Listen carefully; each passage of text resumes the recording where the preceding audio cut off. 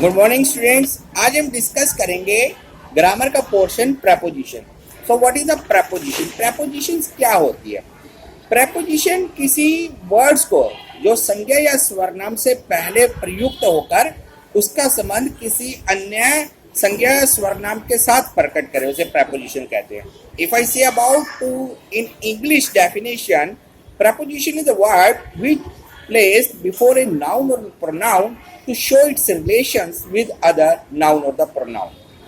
अब prepositions कितने प्रकार की होती है, prepositions में कौन कौन से words होते हैं? So let's we discuss. The first one is at, then the by, in, into, on, upon, from, to, with, without, for, since, over, around, beside, across, along आदि शब्द प्रेपोजिशन होते हैं। Use of preposition. अब हम prepositions का प्रयोग कैसे करेंगे? अगर मैं पहला एग्जांपल लेता हूँ इन में, तो इन वर्ड को मैं यूज कर रहा हूँ तो मैं कहता हूँ ही वाज बोर्न इन 1985, वो 1985 में पैदा हुआ। In means if I talking about the 1 year, एक साल के अंदर वो हम बात कर रहे हैं उसका 1985 ईयर्स में वो पैदा हुआ। लेकिन किस समय? If I talking about the next word is at, पर डेट होगी। सपोज करो I am talking about the date is the 15 अगस्त, 15 अगस्त को, तो that comes into the at. तो first is the in, year, at, पर, and the next I am talking about into.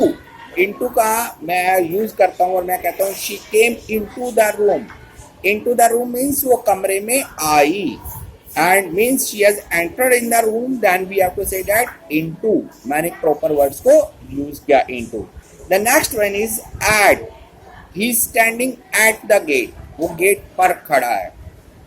means someone is come to your home, जब कोई आपके घर आता है तो वो दरवाजे पर मिलता है आपको। They don't enter into your home जब तक आप उसको परमिशन नहीं देते। Then we have to use the word at। Then we have to use the word on। He was born on Sunday, वो संडे को पैदा हुआ। So that comes into the words on। Next is upon, means इसमें हम use करेंगे, इसको मैं कहूँ पर, ऊपर, जैसे कोई गर्ल छत से गिर गई। Then we have to use the word she fell out upon from the roof, वो छत पर से गिर गई, ऊपर से गिर गई। So that words we have to use at the upon। The next one is over, ऊपर। अगर मैं कहता हूँ कि the bird flying over the tree, जो बर्ड्स होती हैं, चिड़िया होती है, वो पेड़ के ऊपर उड़ती हैं। Then we have to use the word over।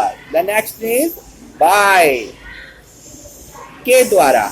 जैसे मैं कहता हूँ कि I get my English classes from Sanjay sir, by Sanjay sir, के द्वारा। मैं अपनी क्लासेस संजय सर के द्वारा लेता हूँ। Then I use the word by. Then the next word is the to. We went to Delhi, हम दिल्ली को गए। Then the next word we have to use from. I am coming from Delhi, मैं दिल्ली से वापस आ रहा हूँ। विद, साथ में। If I say that मैंने किसी सांप को मारा, I say that I killed a snake with a axe। मैंने एक्स से या कुल्हाड़ी से, अगर मैंने डंडे से थ्रू द स्टिक मैंने उसको मारा, तो I say that I killed the snake with a stick। The next one is without। We cannot write without a pen, मैं बिना पेन के नहीं लिख सकता। Then the next is for। I'm talking about the for। He bought a shirt for me, के लिए, वो मेरे लिए एक शर्ट लेके आया। Then I say that he bought a shirt for me।